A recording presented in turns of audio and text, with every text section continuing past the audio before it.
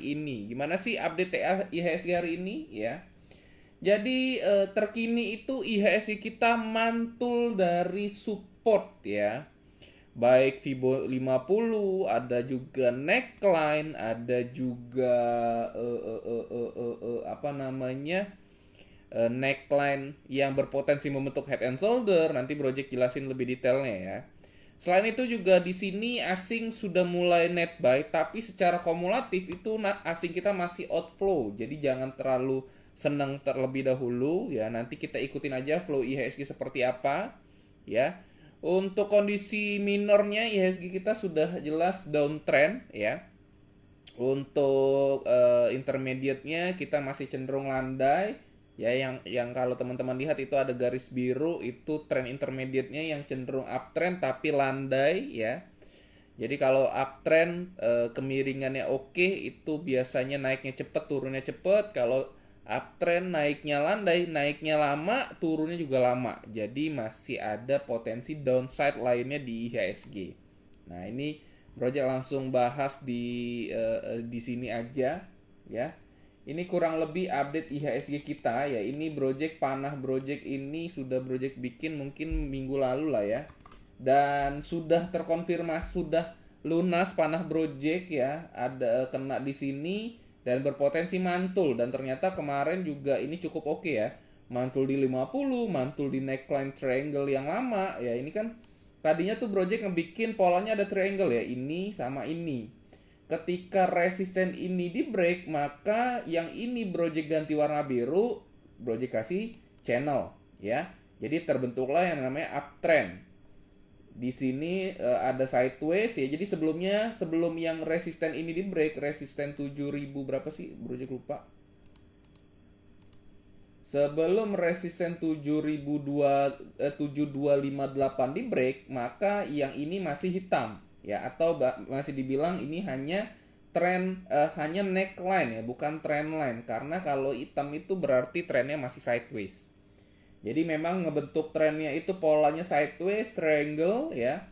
Namun setelah 7258 di break, maka membentuklah trend uptrend. Nah, problemnya ketika harga sudah menyentuh harga all time high, di sini ada dua resisten ya. Channel line dan juga resisten all time high, dan di sini wajar kalau IHSG kita cenderung melemah. Kenapa? Karena secara global pun masih melemah, secara internal pun kita juga belum ada sentimen yang benar-benar oke untuk membuat IHSG kita all time high. Jadi wajar kalau melemah. Nah, setelah melemah pun ternyata asing juga ikutan net outflow ya. Di sini teman-teman bisa lihat ya, ini asing mulai outflow walaupun sudah ada inflow hari ini, tapi secara kumulatif tren net buy sell asing itu masih outflow ya. Korelasi masih terjaga, masih 0,5, masih cukup oke ya. Walaupun ini melemah, tapi kalau teman-teman lihat dari sini juga masih sejalan ya. Jadi terus gimana project ke depan? Kalau menurut project sih ke depan IHSG kita ada potensi mantul. Kenapa project bilang mantul? Karena di sini ada potensi head and shoulder ya. Ya, jadi di area sini berpotensi membentuk head and shoulder. Ini shoulder pertama, ini head, ini shoulder kedua. Setelah shoulder kedua terbentuk, paling enggak resisten kita di 7184 ya, sampai 7258. Kalau 7258 kembali di break, maka head and shoulder fail ya. Tapi kalau misalkan kepentok sampai 7258 turun lagi ya, target kita di sini ya. Jadi teman-teman tetap perlu waspada bahwa IHSG kita masih berpotensi melanjutkan penurunan, paling tidak menutup gap yang bawah dulu ya. Karena apakah wajar project nutup gap yang bawah? Menurut project sih masih wajar ya. Kenapa? Karena tren intermediate IHSG kita itu landai ya.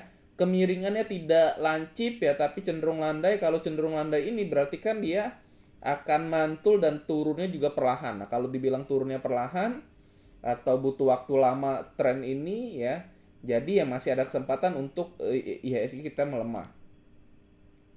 Nah, cuman untuk jangka pendeknya kita masih bisa lah berharap IHSG kita membentuk yang namanya lower high. Makanya di sini hari ini Project kasih judul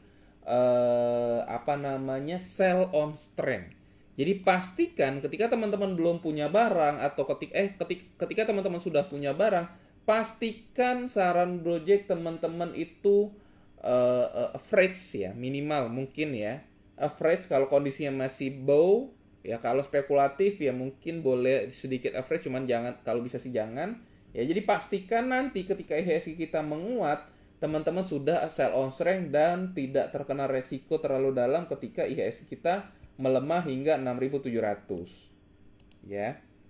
Cuman menurut proyeksi sampai akhir tahun sih masih sideways di range ini ya, sampai akhir tahun masih sideways di range ini, mungkin ini di tahun depan ya baru melemah sampai 6730-an itu ya. Jadi untuk IHSG kita cenderung masih kondisinya masih mengarah turun, tapi ada potensi sell on strength. Selanjutnya kita lihat kondisi terkini ya. IHSG kita USD IDR kita berada di resisten 15275 ya, 15275 itu resistennya, dan kondisi hari ini juga masih tertahan ya. Nanti Project liatin chartnya seperti apa ya. Kalau dilihat ya USD IDR kita itu harus melemah karena resisten 15275 ini adalah resisten ABC ya. Kalau 15275 di break, maka ABC-nya berubah jadi 12345, berarti jadi 3 ya. Nah, kalau ini jadi 3, maka targetnya bisa ke 16.000, maka mengkonfirmasi penurunan IHSG sampai 6.700 ya. Jadi itu kunci utamanya. Jadi apakah USD IDR kita melemah atau malah menguat? Kalau malah menguat, berarti masih ada kesempatan kita untuk tetap sell on strength ya.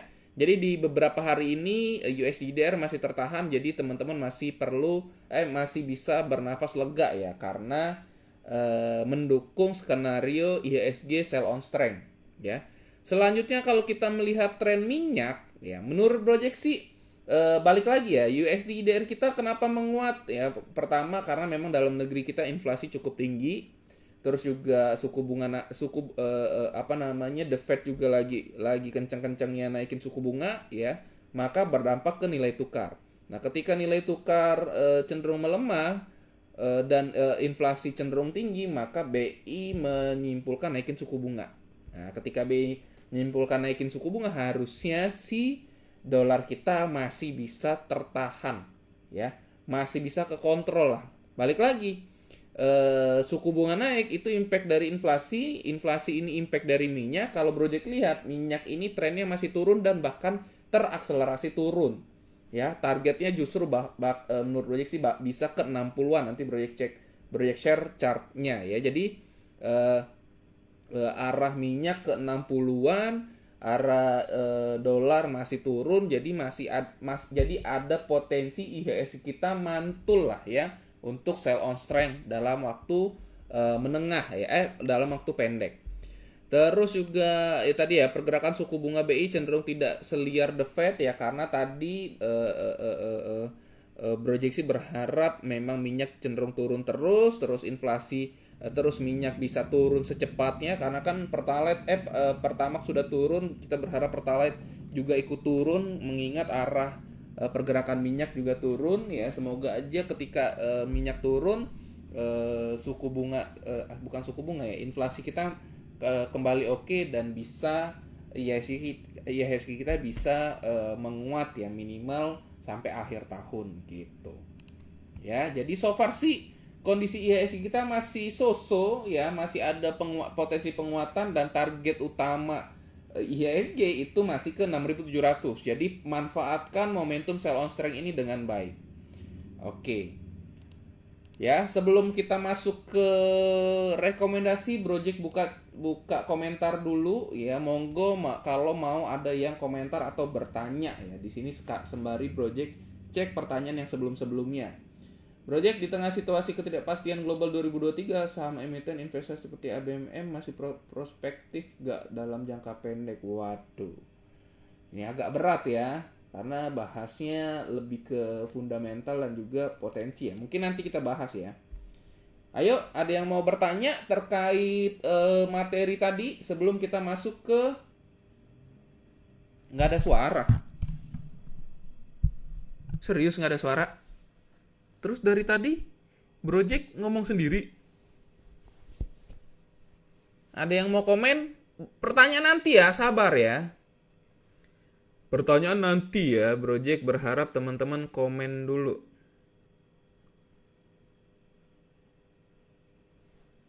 Kalau minyak turun bagaimana dengan Akra Project? Makasih, oke nanti kita coba bahas. Project boleh peluang BRPT karena harga oil turun terus harusnya jadi momentum. Yes, tapi lebih fokus ke TPIA dulu ya. Kalau misalkan ada suaranya kok, oh ada ya. Kalau misalkan kita bicara minyak turun ya, jangan langsung ke BRPT, fokus TPIA-nya dulu. Karena setahu Project sih yang lebih berkorelasi itu si TPIA ya. Karena BRPT itu nggak terlalu berkorelasi terhadap pergerakan harga minyak ya. Karena kemarin juga teman-teman pasti pernah denger live-nya sama Om Luke ya. Memang kita bahan bakarnya minyak, tapi ya kita yang namanya kontrak, jadi masih ada defensif lah ketika harga minyak naik gitu. Jadi mungkin nanti teman-teman cari tahu kontrak minyaknya berapa, ketika ada selisih ke bawah ya mungkin ada potensi cuan lah. Saham seperti apa yang layak dikoleksi dalam kondisi IHSG seperti sekarang? Nanti Project kasih rekomendasinya. Di luar dari itu nanti Project kasih juga sektornya ya. Dengar ada suara, ada Project, ada aman Project, suara jelas.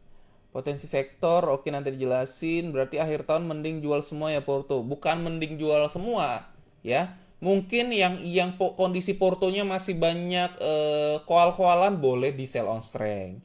Mungkin yang masih banyak perbankan boleh di sell on strength ya. Pindahin ke sektor-sektor yang mungkin masih bisa weakness atau mungkin belum jalan bahkan ya. Nanti Project jelasin ya sektornya apa. Berarti akhir tahun apakah nggak ada window dressing? Dibilang nggak ada window dressing, toh juga IHSG kita sudah menguat tajam ya. Jadi menurut Project sih ada atau tidak adanya window dressing ya nggak terlalu berpengaruh lah ya.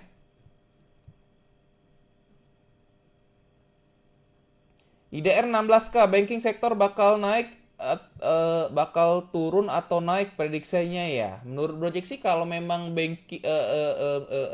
harga apa USD IDR 16.000 harusnya perbankan melemah dulu lah ya. Karena banyak orang yang cenderung bermain ke USD DR ketimbang bakal cenderung beli USD ketimbang nabung di nabung di bank mungkin ya. Jadi mungkin ada potensi selisih di sana. Jadi ya menurut Project sih lebih ke melemah dulu. Mungkin yang nggak ada suara volume HP kecil. Oke, Project minta 4-5 sektor yang relatif aman. Rotasi sektor akan oke. Saham defensif untuk banking dari 4 banking, kenapa BRI masih jalan di tempat ya? Oke ya. Ini kurang lebih pada nanya sektoral ya. Nanti Project jelasin. Sekarang Project masuk ke rekomendasi ya. Komentarnya Project matiin dulu. Nah, sekarang kita masuk ke saham rekomendasi pekan ini ya. Pertama, Project sebenarnya mau ngerekomendasiin bukan Tins ya, cuman karena urutannya tadi masuk, males ngeditnya ya udahlah Tins dulu ya. Karena harusnya Tins belakangan karena kondisi trennya spekulatif ya.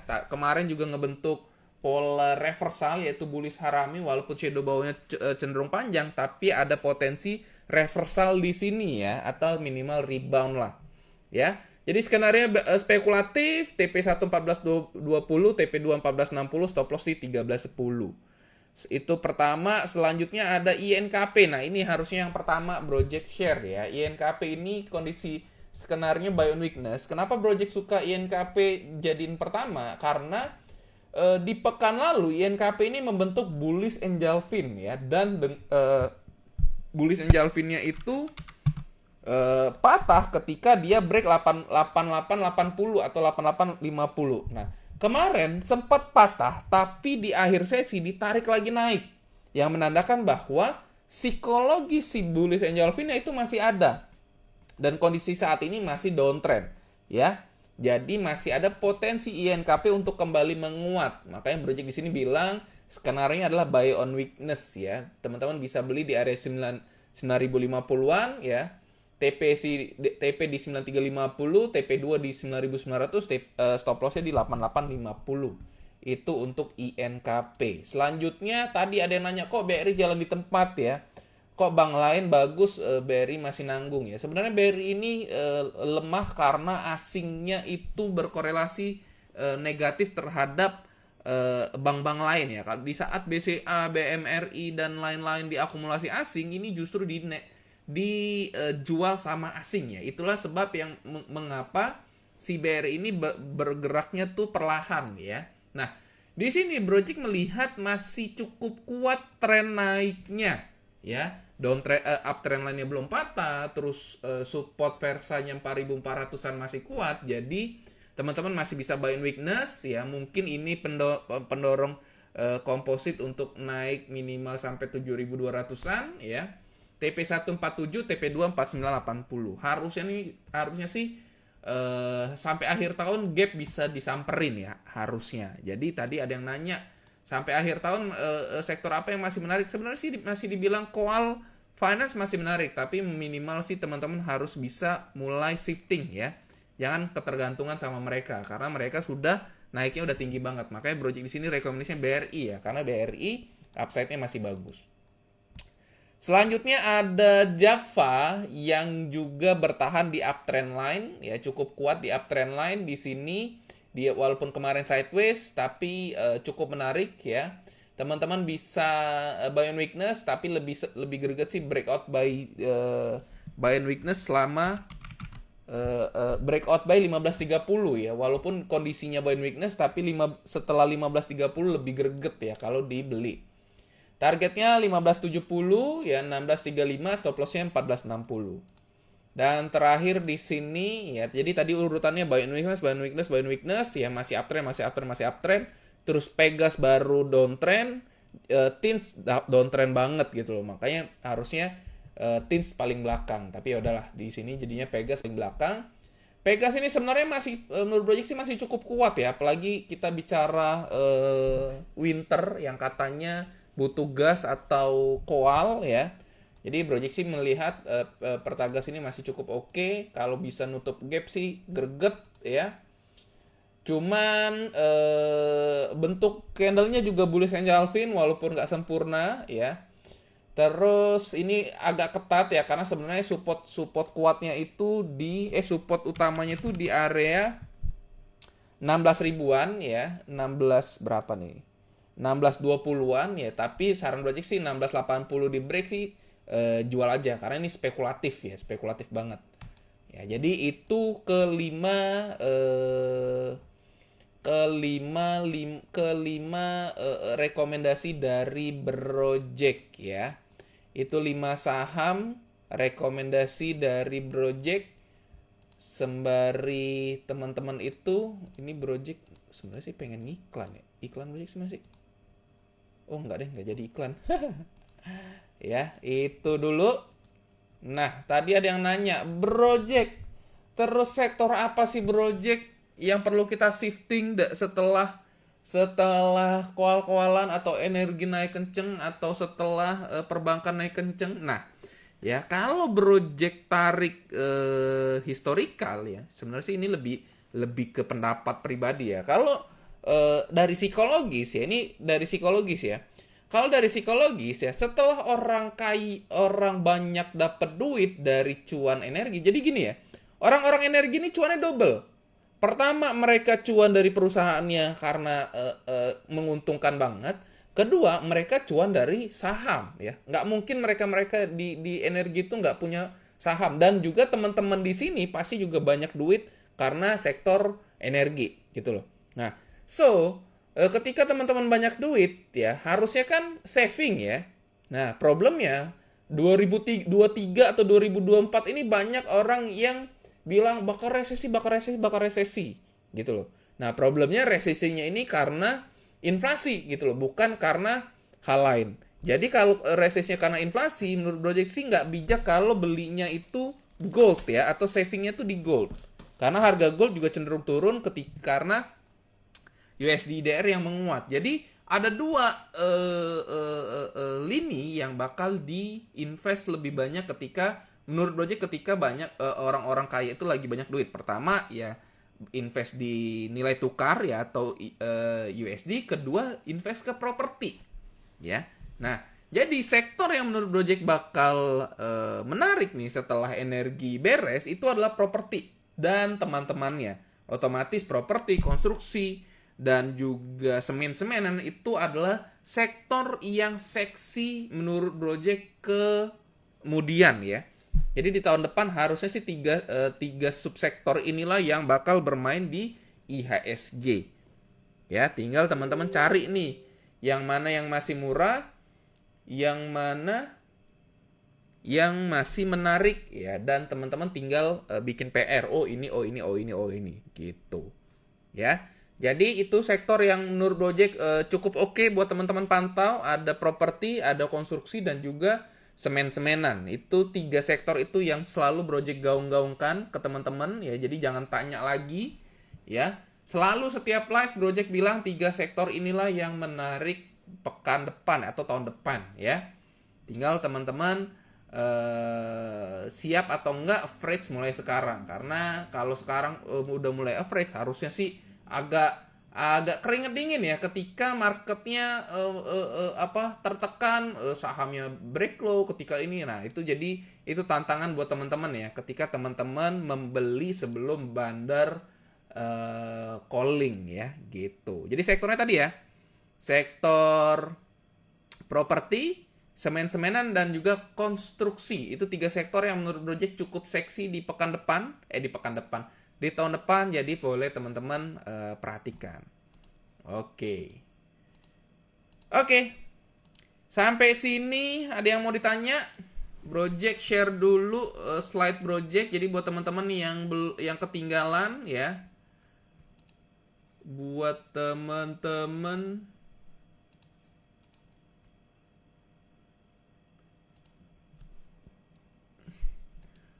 teman-teman yang ketinggalan ya, Project bakal share apa sih tadi? Bukan rangkuman ya, materi live weekly update 2022. Berapa Oktober sih? 2 Oktober. Ya, mana filenya ya? Sebentar, Project share dulu di channel ya. Yang bagi teman-teman yang belum join channel, monggo di join di t.me/sahamologe. Properti, semen-semenan, konstruksi. Properti, semen, dan konstruksi. SMGR wis tak dol. Tinsnya Project bagaimana? Apakah tadi kan udah dibahas? Piye to, masih nanya. Oke ya. Project Ayla udah ada mobil listrik. Emang udah rilis? Belum rilis. Mobil listrik tuh ya Astra bagus, tapi itunya belum rilis. Itu lebih ke invest aja sih ya. Infrastruktur.